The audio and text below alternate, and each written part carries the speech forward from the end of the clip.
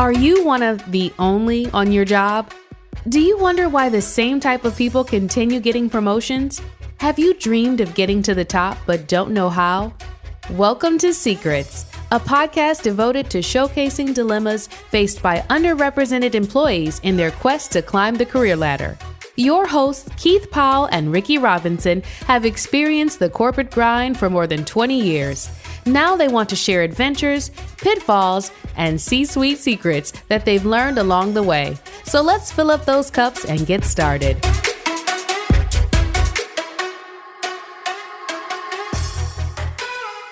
Hey, what's up, everybody? Welcome to C-CRETS. So, Ricky, what's happening today? What's on your mind, brother? Oh, man, just doing this shelter in place, trying to keep my hands clean and not touch my face. You know how it is. Yeah. I've been doing a lot of eating, picking up some LBs and OZs. There you go. But I also been doing a lot of thinking, Keith. Oh, goodness.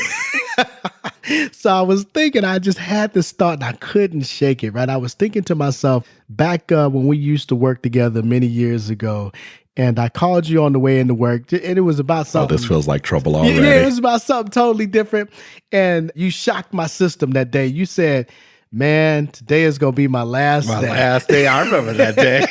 I was like, last day? What is going on? It's a wrap. So talk to me, Keith. What was going on there? Yeah, I mean, that was a crazy day, Ricky. I do remember it. And for me, it was just so many things that were lining up. It wasn't about the money or these things. It was just kind of like my health and my sanity was just on fire, right? And I was just done. I'm done. So, I mean, you was ready to give it up, money, everything? I was ready to jump. I was done. It was over. So obviously, I'm listening to this just the same way I'm hearing it today was probably how I felt then. I can just remember at that point in time, I had to kind of come in as the voice of reason. And you were. And try to talk to you about like the reality of the situation. Pull the brother off the ledge. And what the short term versus the long term plan are, like the impacts. Absolutely. Of this, and it was good. It was great that we were able to speak and just kind of step back and just talk about what's a proper transition plan and strategy to kind of get the actual results that I'm trying to achieve, because otherwise it would have been a total train wreck. Well, it was a train wreck before we got to that, so I can understand how you came to that decision. For sure. But today, what I wanted to do for our listeners is I wanted to be able to kind of put this into context, for folks. So in today's episode, we're going to share with you some of our personal experiences with knowing when and how to leave your job, role, company, or whatever work situation that you have. We're also going to try to provide for you some additional examples from our mentees or people that we've mentored about situations that they've been in that may have been similar to this as well. And then finally, we want to be able to talk to you about like some potential professional and personal negative outcomes from exiting the wrong way or not exiting at all. Like, what can that actually do to you? And I'll say when we close, I think people come to enjoy these things here, but we're going to give you some secrets for how and when to say bye-bye to your job and leave the correct way. For sure. This is going to be a good episode here. So Keith, as I'm thinking this through again, like as I'm reliving this great day in American history, tell us what was going through your mind that day and what drove you to that conclusion? I mean, obviously, you didn't just wake up that morning and feel like you wanted to leave. So just kind of walk our listeners through kind of what was going through your mind then. Absolutely. And I think like many of us, we've all had bad days, and there's all kind of days that we've had when we're just like, screw this. And I think it was just been building where we'd been working in an environment where folks were unappreciative of what we were doing. No matter what we did, we couldn't win. People didn't understand the complexity of what we were dealing with. We were involved with a heavily matrixed organization where you had different gods that you had to be accountable to. And then there's also like some shady shit that was going on. It just didn't make you feel right. And so just through all of that, it was building and building and building. And then right before I called you, I just had one of those phone calls with one of these people where I was just like, it's a wrap. I'm out. I'm not doing it anymore. I don't care. And real quick, I know when we think about, and just to provide, again, context to this, when you start thinking about the other stuff, and I know we've even covered some of these external issues and static that you have to deal with, but when you even start at this level in the game, when you start thinking about unethical stuff, we don't want to be on the hook for any of that unethical None stuff. of that stuff. That's right. When it None comes of that to stuff. like anything that may potentially put your freedom at risk or your credibility in terms of you being able to get another gig. That's We right. don't want that to be the case. And it doesn't. And the good thing is that because we had a relationship together, that I knew I could just call you, even though I knew I was crazy and frantic or whatever. I knew that if I called you, you would give me some good advice. At least I had a trusted confidant who would give me a voice of reason. And one of the things I really appreciated, it was like, whoa, whoa, whoa, whoa, whoa. Right? You're like, okay, let's just develop an exit strategy. You can leave on your own terms. Don't let these people run you out of here, which is probably what they want anyway. And run you out without getting your bread. And run me out without getting my bread. Yeah. So at the end of the day, it all worked out really, really well for me, because after that, we spent 3-4 months really just mapping out my exit. So it worked out in a way that it was on my own terms. It was comfortable for everybody involved, and there were no issues. So, and I think you still got that bonus when you left too. Oh, absolutely. I made sure that I got every crumb that I could get at the end of the day. So, Ricky, I also remember, as we've talked, you had one of those times early on in your career where you actually left some crumbs on the table. So why don't you tell people about that? Yeah, so it wasn't really crumbs. It wasn't really crumbs. I can tell you that for sure. Like, it was slices of bread. Man, I don't even know. This wasn't even like the end of the bread. This was in the middle. This was like the good shit that I left on the table, right? I can just, remember I had a similar experience where there were unethical things happening at the organization. I knew I wanted to leave the company, and I found out some stuff about someone that I reported into who was having a bit of an inappropriate relationship and whatnot. So I was probably dipping in that company ink. Exactly. I was a bit expendable when I kind of found that out. And I totally get it, right? And I'm in my early 20s. I don't really know how to kind of handle it. But I had been with the company for a good minute at that point. But my situation kind of ended a little differently. So I just played my hand wrong. Like, it was time for me to leave the organization. They offered me a severance package. Remind me not to play spades with you. I played my hand wrong. That was back then, right? So they offered me a little shy of like $30,000, like on my severance package. That's more than crumbs. It was painful when I think about it. What that $30,000 could have helped me do for sure. in my, well, you know what? I think I was closer on the latter end of my 20s, so closer to 30. But again, that could have really helped lot of bills transition to pay, me. Stuff, right? There could have been some school debt I could have paid for, whatever the case is. But my rationale for not taking the money, was if I take this, I'm admitting that I did something wrong. When it really wasn't even about me. It wasn't even about you. Yeah, it wasn't even about me. You. And I spent a lot of time contemplating over it. I had a ton of legal resources. I really didn't consult people. I was probably a bit embarrassed at like, wait a minute, I think I'm getting fired. All of these types of things. All of that internal guilt and stuff you put on yourself. Because, it's like. But you're not Catholic, are you? No, all that guilt. No, I'm not. But man, it was a tough situation for me, but I didn't have anyone to speak to. And I did. Yeah, and I just didn't handle it right. So I learned a tremendous amount of information from that scenario that has really shaped and guided my career and helped me help other people up until this point. But it was a costly lesson, to be able to do that. Yeah, that's a lot of bread to leave on the table. That's very costly. Exactly. So I think about that, but these are like just our, reasons or rationale, for like situations that we've been in. But there's a ton of additional reasons or examples of why people leave jobs. For sure. And I was looking online, and there's a blog written by this lady named Allison Doyle. And, in her blog, she listed like a ton of reasons that may resonate with you all about why people just consider leaving their jobs. First and foremost, it's like I talked about, is a difficult work environment. You just hate your job. Yeah. we can all probably have that Just message feel that. resonate with us. But again, even though you hate your job, You need to still need to figure stuff out. That's Exactly, right. You can only hate it so much. Or you may have found a better job. Yeah. I mean, I think in that article, I know that she also mentioned like a reason or an example for people leaving might be illness, or whether that's personal or family.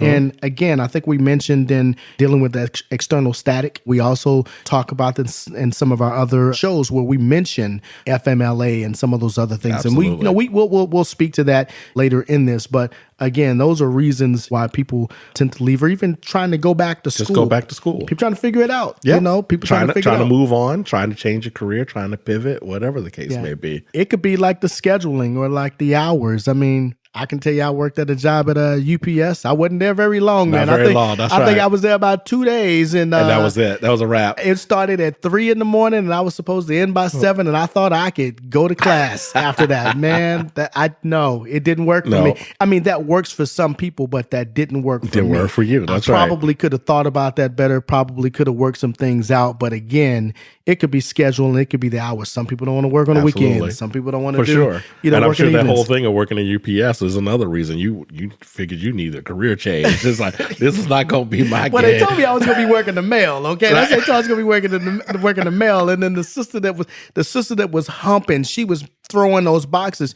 She says, "Nah, baby, you're not going to be working the mail for a minute. That's a job you got to post for." You got to post And for. she said, "You need don't a have enough." promotion. She said, "You don't have enough seniority. I'm gonna get that job for you do." And I was like, "Oh, okay, okay. duly Okay. noted. I'm about to go on break." About to go on break, which means it's time to move on, which gets to another reason you may have to relocate, So I've relocated, as I mentioned before, like a number of times, but you need to think through those relocation questions and why you're doing it. So Yeah, I mean, you could also have you could be in a contract or a temporary position, and you have like a permanent role you're coming up. I know sometimes people want to wait for the contract role to turn into something, but sometimes it may not. You may be waiting for something that may not necessarily take place. No, I agree. And no, I know, Ricky, so this is funny. With black people, when we're watching a scary movie, right? We sitting there watching a scary movie, and your first reaction when you hear that music, you're like, get out, run. Exactly. Right? So exactly. it's like that gut feeling. Yeah, absolutely. And so sometimes you got to react to those, and we get it. But again, I think Allison Doyle does a fantastic job listing these reasons in her article here. And I think that, again, we will touch, on some of these. Absolutely. And if you want to see the article or see other resources on this topic, you can absolutely go to our website at C-CRETS.com and we'll have more information for you there. So far this has all been about us, and today we decided to mix it up a bit and bring on a guest. To help bring our point home, we asked one of my longtime mentees, Charlie, to join us and talk about when he decided to leave his job and go back and pursue his MBA full-time. I work in a finance transformation role. Before that, I was the director of FP&A. I was with Deloitte for quite some time, about 8 years. 5 of those years was in strategic analytics, was kind of an internal consulting team with a bit of a analytics and finance bent to it, all internal operations and efficiency focused. And then I'd started with Deloitte in the strategy consulting practice based in New York City.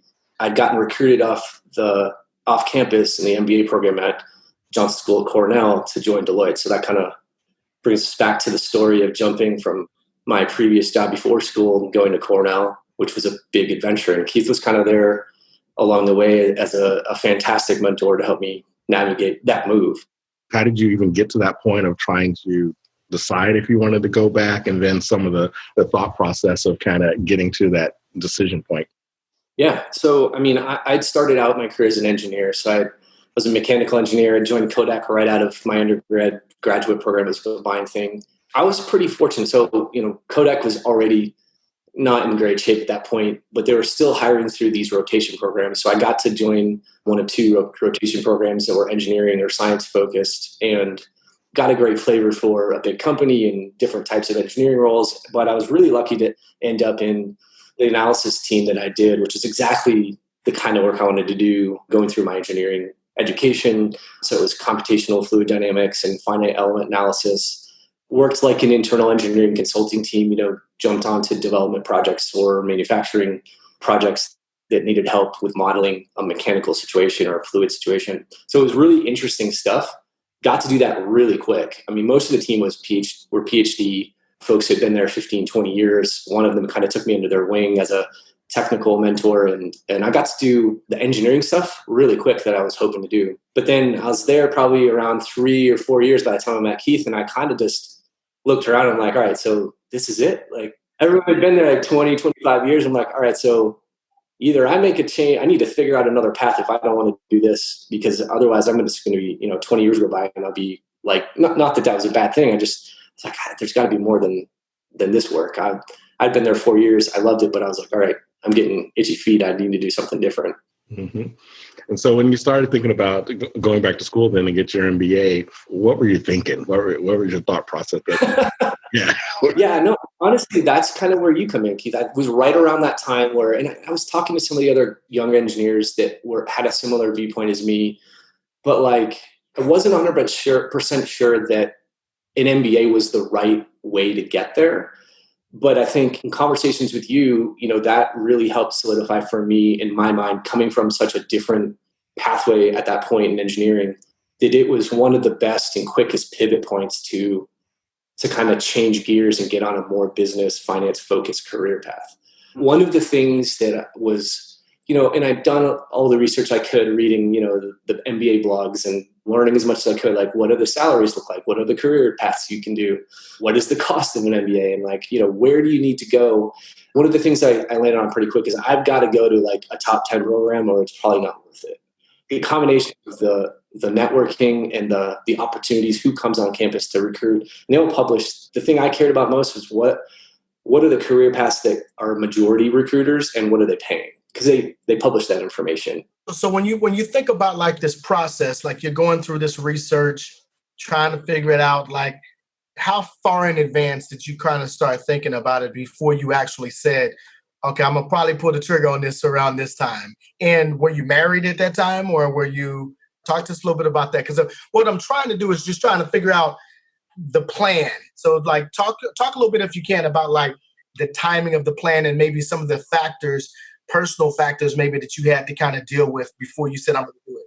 Yeah, no. So now I'm thinking about the timeline. I'm trying to remember when it was I met Keith, but like, I think it was a long, slow journey, to be quite frank. He was young and really wants to make a change, and what you want to do, but it is a long road to go through the application process and make sure you go into the right program and all that. So the other thing is, you asked about my personal life, and I'd gotten married September 2006. So I was newly married, and my wife was when I was really wanting to go, was actually a year earlier than I actually went. And she was still finishing up her teaching degree and then going through the student teaching requirements. So I was kind of almost ready to pull the trigger a year earlier and then say, what, like, we can't move in the middle of you finishing out your degree and getting a job. I mean, if we stay put, we can get a job through one of your student teaching, get some actually like a year of experience. It'll be a lot easier to move somewhere and then get another job versus disrupting her program. It didn't make any sense. So I had to be patient for sure. And I think it just gave me more time to do more research. And honestly, I think that also gave me a lot more time, working with Keith and getting advice and perspective on what are the paths I could go down and what's important. If I wanted to go down the consulting path, which was what I had kind of set my mind on, what do they care about? Like, what do they look for? I had a lot more perspective going into interviews when I eventually did do it. So the delay was hard to be patient, but man, it really paid off to be more ready for those conversations. And because, the central question when you're making a move like that is, why are you doing this? If you don't have a good answer, if you don't have a plan, to some degree, all those top programs are investing in you because you're going to help them look good. It's just as much as they're going to help you look good and get a good job. So they want to make sure they're picking the right people. When you finally made that decision and decided to make the leap, how'd you feel? How'd you end up leaving Kodak? All of those types of things. Yeah, so there was a lot that happened, right? So, I worked a lot with you on essays and you were one of my recommenders. And my direct supervisor was another one of my recommenders. So people weren't in the dark on what I wanted to do in terms of my work life. Like, they were supportive. They understood what my plan was, and they were very helpful. I put a lot of work into, I think I applied to 5 or 6 schools. They were all top programs. And I think the further it went, the more I get into interviews and like it's all these different phases of like pretty stressful stuff it was a completely new world, right? Like I'd come from a very technical world. I mean, quite honestly, other than Keith and maybe a couple of others at Kodak, I hadn't had much exposure to like senior leaders in a business, especially with different, backgrounds like HR and marketing and finance. Like, so I didn't, and I was going to talk to these people and interview them with them to have them decide whether I was going to go to their school or not. Like it was pretty stressful. The comfort level that I gained just talking to Keith, you primarily, honestly, like asking you questions and really understanding what your role is like, what the business role was all about, gave me that enough of that confidence to just go into those one-on-ones and just say, hey, here's what I want to do and why. And when it got down to, I think your question was like, what was it like kind of jumping? I was so ready at that point to be done. So I was so excited about what was ahead. There were times I struggled to keep, my day-to-day responsibilities and do what I needed to do in my current job. But it was important to me because like they were helping me do what I wanted to do as well. So, I did my part to finish anything up I could or transition it to the right person. I certainly spent time networking with everyone I could to like kind of leave on the right foot and like leave with them remembering where I was going to go in case, who knows, you never know what path might take you back, right? Attribute that to like you being prepared and having that, doing your research ahead of time and really planning that stuff out. I don't think you'd be a real engineer or finance person if you were just flying by the seat of your pants, right? Like, I don't think that's like those are the characteristics for those functions. So now you're in school now, you're trying to make it happen. What are some of the challenges that you face? Like you're in school, is there some things that maybe you're missing, from not actually being in the work environment? Like you had the stipend, whatnot, so maybe money, you probably weren't making the type of money that you're used to making, but you had something. So talk about maybe some of those trade-offs or maybe even challenges within the moment that you had to face. Yeah, there were definitely challenges. I'd say it helped that we lived in Ithaca. It's not very expensive compared to Chicago or London. Would have been a completely different financial scenario. My wife was working. She was able to get a job teaching in Elmira, which is 35, 40 minutes away. That actually is probably the biggest challenge, was doing this. You're going into a program where there's about 300 young adults per class, all type A, well, mostly type A, climbing their career, excited to be in a program. And that's a huge social shock to your relationship. You're trying to fit in. There's all kinds of different people, from folks with, their family's names on one of the buildings to other end of the spectrum, like myself. Like first, my parents didn't go to college, came from a small town, a huge spectrum of people. You're also trying to rebrand yourself a little bit. I'm not an engineer anymore. I'm a business person. And, that all puts a strain on your relationship. And that was a challenge. Like it wasn't easy for us as a couple going through the program. We made it through, but man, that was one of the big challenges. It's like, especially her working every day and me, back on student schedule, which is like, hey, it's happy hour on Thursday, basically, drinking, partying, getting to know people. And it's an MBA program is very busy all hours, right? I mean, you got class today, but like the heart of the reason you're there is to change your career, get a new job. And it starts almost instantly. Like there's people coming on campus and get to know this company and that company. And like, you feel obligated to go to all these things and there's clubs and other activities and there's so many things stretching you. And that was a big challenge in and of itself. Just, I was used to a pretty 9 to 5 or 8 to 5, whatever, like not a crazy lifestyle. And it was pretty consistent. And this was just, man, I could go, there's like 5 things I could be doing at any given time. And that was a challenge. And personally, like the timing wise, I went in the fall of 2008 to business school. Thought consulting was going in. That was my plan.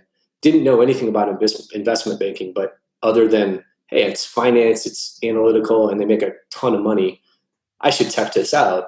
And then the meltdown happened in the fall after I'd already sort of started going down that road for internships. The meltdown happens. I should have jumped ship and went back to consulting and stayed back on the path that I thought about. But that was the first early, honestly, failure. Like the internships dried up. Like if you hadn't had any prior experience or you just weren't, the number of internships got cut probably down less than in half, right? So I had to then scramble, do a plan B. It worked out. I had a pretty interesting finance role at a pharmaceutical company. But yeah, the first year was bumpy for a lot of reasons. Those were some of them. The relationship one was the biggest. It was challenging, and you're trying to fit in as a couple. That was not easy. I don't know. Maybe a question you might. What leads to is, what would you go back and do differently? Honestly, there you go. The only thing I would have changed is two things. One, I wouldn't have gone down the investment banking track, and two, I would have just been more comfortable in my own skin and not tried to blend in quite as much as I did. It should have been fine being not exactly, just my own self and different than instead of trying to be what I thought everyone expected me to be or wanted me to be or whatever. Well, I mean, that is part of I think we've all gone to business school and got post-bachelor's degrees, right? And that self-discovery is huge. You go in there and you got these grandiose dreams, and we still know people that we went to school with who are still trying to figure it out. It just doesn't really quite work, for everyone. And we're not the youngest, right? But a very, very good story. I definitely think what you've said in your journey will resonate, with some of our listeners.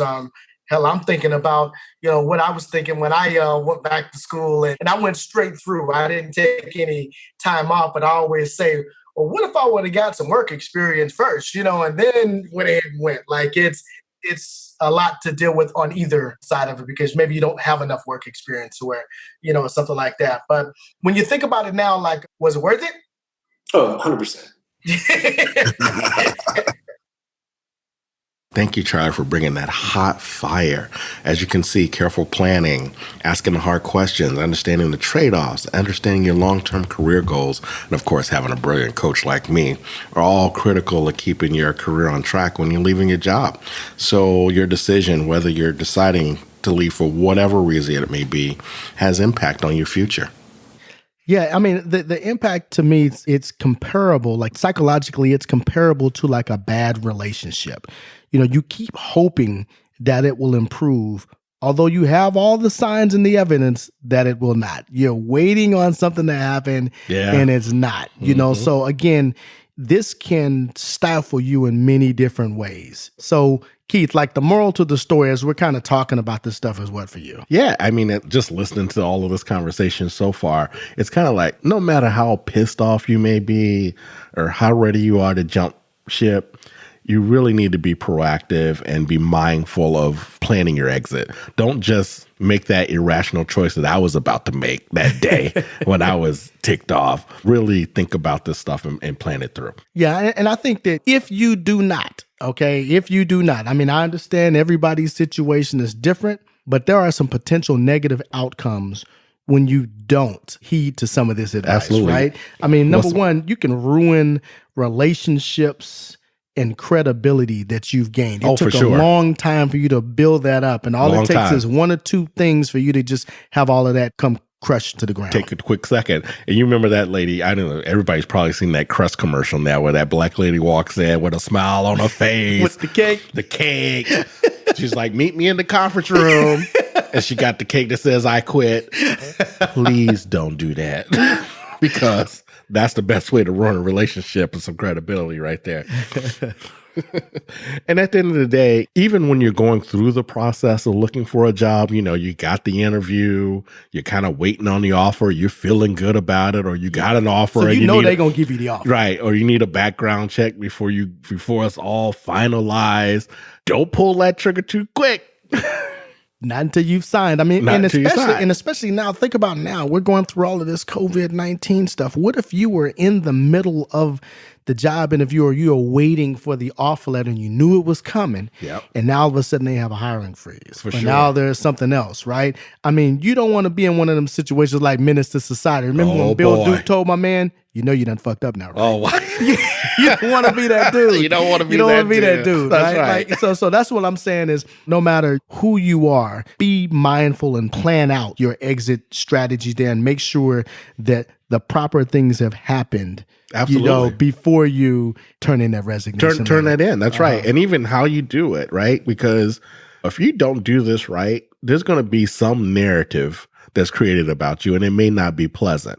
But that narrative that's created is going to follow you for a long time if you're not careful about it. So you really got to be mindful of that stuff. Yeah. And I think, as we talked about earlier in terms of some of the potential negative outcomes, I mean, again, if there's health concerns, family or personal relationship things that you have that you're dealing with, there could be plenty of opportunities for you to work out a plan, whether that be through FMLA or whether that be through virtual workspace or something like that. Again, if you don't explore those options, it can actually cause health or personal relationships to you personally. Absolutely. And can you imagine if you just quit your job and then you got to go home and explain to your husband or the wife that with the long walk home, was it the green mile that's or right. whatever that's it was? Exactly. There's not going to be a check next week, dear. Yeah. I mean, how are we going to do that? You're going to have to sit them down. Let me holler at you for a minute. That's right. Ooh, you look good today. Is that new? All right. And I'm not an HR person, but people don't even think about this. When you quit and just walk out the door, you may even jeopardize your eligibility for unemployment benefits. So if you don't have a plan to transition you from one job to the next and you have a little gap there and you have to be without money, if you just walk out the door, the company's not going to fill out that form that says Ricky left on May 31st and he's now unemployed. Yeah, they will contest those. They will contest your ability to receive unemployment benefits. Absolutely. So Keith, again, we talk about, these are like some personal feelings, some other things that we have here. This is that section. This is probably my favorite part of our show. Okay. Why don't you hit people up with the receipts? Okay. The like receipts. They may not believe me and you, but this is stuff that's out there. Okay. So this is, if you think that you can just walk on in there and just quit your job one day, I wish somebody would. Right. And then you're going to quit. Like, let's just talk about the receipts, Keith. Hit them with the receipts and tell them what this means. Absolutely. So just to summarize where we're headed here, first, we'll talk a little bit about, even when you're thinking about quitting, if you're having a bad day, like I had that one day, you're not alone, right? I'll share some receipts with you that just shows you're not the only one that's dealing with this. And then second, we'll show you why, as you're making a transition, if you're thinking about leaving, why being employed is absolutely critical to you getting that next opportunity. If you're not employed, it's going to be a lot more difficult. And just jumping in there, just to kick this off, there's a 2019 workplace satisfaction study by the Addison Group where job seekers were asked to explain why they left or why they're seeking a new role. And to get to that point of you're not alone, 81% said that they're just dissatisfied with their current role. 81%. 81%. Almost all. 79% said that they were just being passed over for promotion. So they're just pissed. We know the feeling. Right. 43% said they weren't satisfied with their career path, and 39% just said that their manager or the direct supervisor was just giving them some static. Right. And again, 80% of the respondents said just one bad day at work would make them likely or very likely to start a new job search. So, so that was me. On that day. On the edge. Thank God I had Ricky. And again, you just don't know what people are dealing with. Like, and I get it. Sometimes people don't even know what you're dealing with. Absolutely. So we know everybody is on the edge. Absolutely. And being frustrated is universal. So you don't feel alone. This happens. So again, don't be irrational. Right. And feel like you're alone either when you're thinking about leaving. Gotcha. So the one when you and I were talking ahead of time that kind of intrigued me was that study. I believe it was in about 2017 by economists from Columbia University and the Federal Reserve Bank, in New York and Chicago, where they examined the job seeking activities of 2,900 people, right? Ages 18 to 64. Okay. So this is a wide range here. The results verified the old maxim that it's easier to get a job when you already have one. And I've told my mentees that 1,000 times when they think about leaving, right? Yeah. So it says employed workers were more likely to receive unsolicited contacts from a potential employer or a referral from a contact. So, I mean, again, we're talking about LinkedIn. Yep. We're talking about all of those random stuff. Like they find you. They look you up. You got a job, they find you. Right. Their response rate from employers was 4 times that of unemployed applicants, and they got more than twice the interviews and 3 times as many offers per application. Wow. So again, don't leave a doggone job without a game plan. Without a game man. plan. That's right. That's right. Because it's going to be a wrap. I mean, I'm not making this stuff up, Keith. I'm not making this up. This is stats. This is it. These are the receipts. These are the receipts. Take it for what it's worth. That's right. And that same study, I remember what kind of opened my eyes was 49% of job offers went to people with jobs, but were actively seeking another job. When people were actually seeking a job, 49% of those job offers went to those folks. 26% people went to employ people not even looking for a job. So they headhunted and called. Yeah. And this is what we call like the passive candidate. Right. You know, exactly. Like, this person was probably already well placed, and it's like, and had they probably not been in that high statistic where we were talking about they really didn't want to take the call, or it might have been that one day when they was like, man, I wish a motherfucker would. Exactly. Right? Like that might have been that day. Might have been that day. Where they took that call. And That's right. And we talk about this, obviously, when we're talking about understanding total comp and negotiating total comp. I mean, we talk about this in some of our other podcasts, and we say, again, you got to know your market value. You got to know your market value. And sometimes when you get these phone calls, this is how you get your market value. That's right. So you're just listening. That's right. So that percentage of people were just listening. About 26% were just listening. Just listening. So now you got 49% that were actively looking for a job, 26% that weren't looking for a job. And then you got another 9% of the kids coming out of college or somebody's been pulled out of retirement, which means only 16% of job offers went to people who didn't have a job. The people who actually needed the job. Who needed a job. That 16% represented 40% of the applications. Wow. Of people applying for jobs. And the thing is, even when an unemployed person gets an offer, they got lower pay, fewer hours, less benefits. Oh, they know you need it. You know you're hungry. Right. They know you need it. You're hungry. They know you need it. So if you take that back to episodes that we were talking about before, when we were pointing out statistics where Black women and people of color already have the highest unemployment rates. They already have the highest pay inequity. And you compound it with the fact that if they're even seeking a job and in this position, you're screwed. Big money, big money, big money. No whammies, no whammies. Stop. You just get bam, double whammy. Double whammy. It's a wrap. Yeah. So this becomes a cycle and a system of that just continues all the time. So we wanted, particularly for people of color and women, don't leave without a plan. Get your attitude in check sometimes. Get your attitude in check. So Keith, I mean, those are just some, I'm still like kind of awed over 80% of the people who actually end up getting the jobs are people who already had jobs or, weren't even looking. So it's a small window of people where this kind of works out for when you lose it. And we won't even get into if you haven't been setting up your contacts and building up your board of directors and all of these things that if all of those things that matter that make that 16% more likely than the ones who haven't done anything. Right. So, that's right. But before jumping in here, I want to just be able to kind of summarize our 4 secrets that we want to be able to share with our listeners today. Yeah. Okay. Number 1, as we've been talking about, is we want to make sure that you have an exit strategy. I think we beat that in our heads already, but yes. Have an exit strategy. Number 2, invest in your next strategy. Mm-hmm. Invest in your exit strategy and how you're going to navigate the next steps. Don't burn your bridges. Please don't. I mean, we talk about it all the time, but don't burn your bridges. Don't do it. Right? Lastly, your last impression will be the most lasting one. So please make it count. Make it count. Those are the 4 secrets that we're going to touch on today and to go into greater detail. For sure. And just on that first one about, even when you're thinking about quitting, I mean, we've said this probably 10 times in this podcast, you have to have an exit strategy. As our interview with Charlie pointed out, even a seemingly easy decision like going back to get your MBA has lots of potential potholes. Thinking about your future income, your family, the debt you may have to take on, the time constraints, the relocation, even the preparation to even go to school. All those things are really, really important to think about and plan out before you make that leap to leave your job.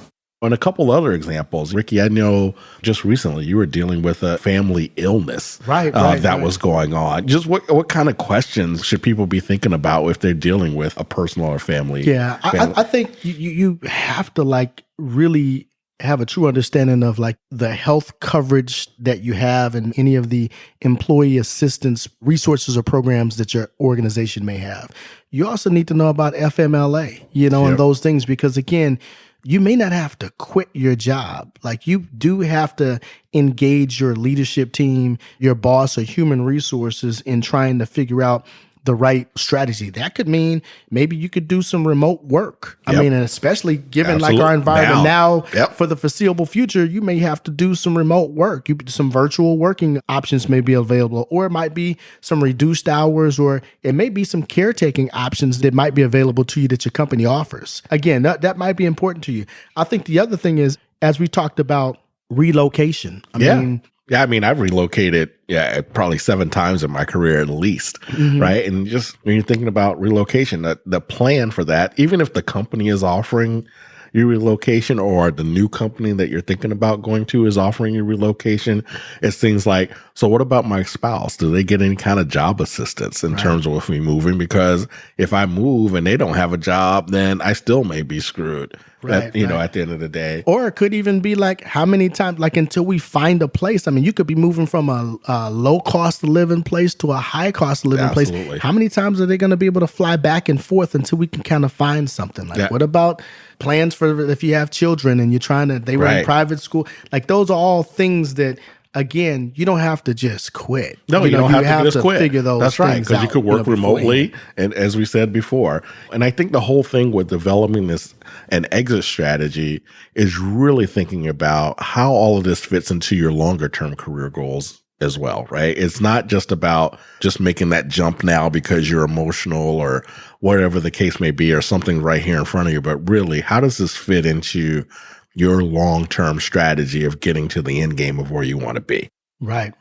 So as you're thinking about that, so that brings us to we talked about, was investing in your plan, in your exit strategy, right? So if that means, look, you've been at your job 10, 15, 20 years, and now it's time for you to do something different, you may need to invest in an executive coach. Absolutely. Maybe you take some of that 30 grand that you left on the table a long time ago. Exactly. Go ahead and do that. You need to fix up your resume. Don't assume that you can do it yourself and spend 30 hours on it and still come up with a C product. You may have to invest or commission someone else to get a separate look into that. And the 2 weeks that it might take you to do that document and get a C on it, somebody else could do this, who this is their wheelhouse. They could spend a day on it, and get it looking really good for you. Really good. In addition, with some of these services, they may be able to help you with your LinkedIn profile. They may be able to help you strengthen, or get your mouthpiece right and understand how to do your good interviews. Absolutely. And whatnot. So again, when we say invest in yourself, you have to put some dollars down and some sweat equity. Right. So again, 3 to 6 months to do it, it could potentially take you that, Absolutely. So again, if you get a severance, if you don't get a severance, or whatever the plan is, so it might be easier for you to do this while you're working, as we talked about before, versus the pressure of trying to do this when you don't have anything. And Ricky, I'm just going to put a shameless plug in right now, right? So we can help you with this.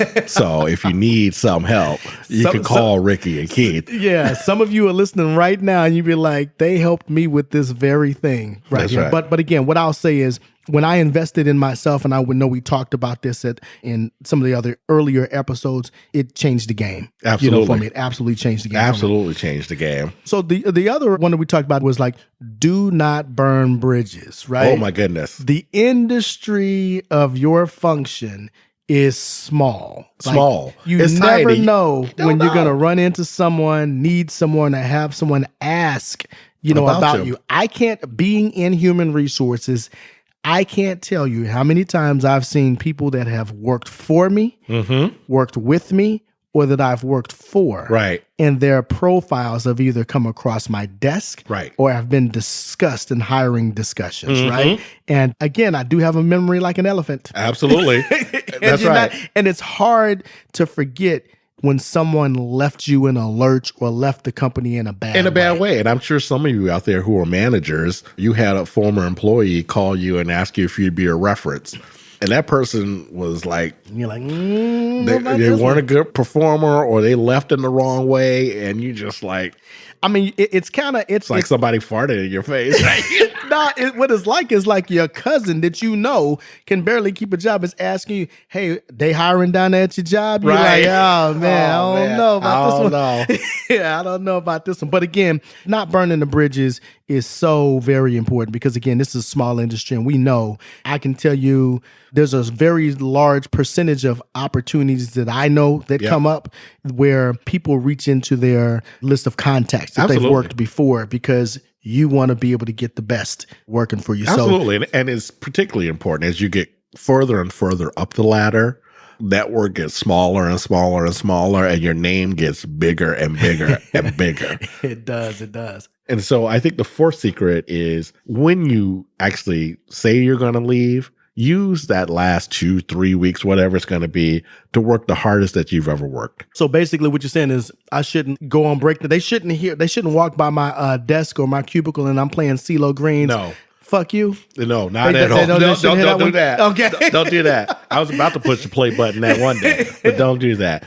So seriously, I mean, you really should take that time to leave the best impression that you can. This is your brand. Wrap it up. This is your brand that you're leaving them with that lasting impression. And that'll be the thing that sticks when that person comes back to Ricky and asks, hey, Joe Smith, what do you think about him? And all Ricky's going to be thinking about, like, that last 2 weeks when this dude worked for me, he busted his ass. Yeah. I mean, because, and again, look, we know when people leave organizations, folks find cobwebs and things that didn't go right. Don't be that person. Don't be that person. Because again, this is your brand.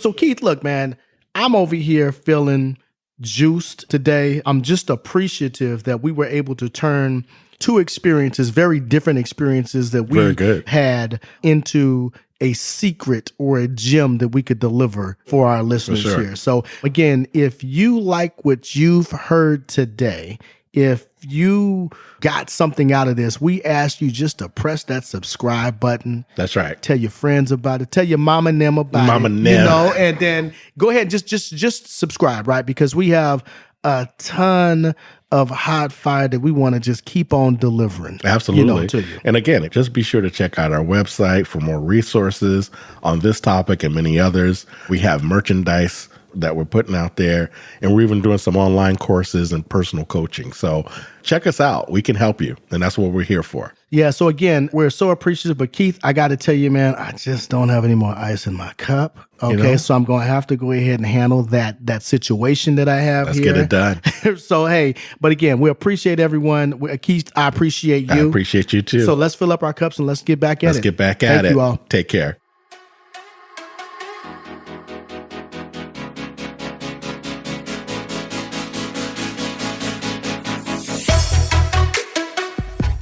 Thank you all for listening today. Hopefully you gained a secret or two that can be applied as your journey continues. If you are motivated and excited after listening to Keith and Ricky, please subscribe to our podcast, share with friends, and donate via Patreon. Check us out at www.c-crets.com to get more information about our secret services. Until next time, cheers!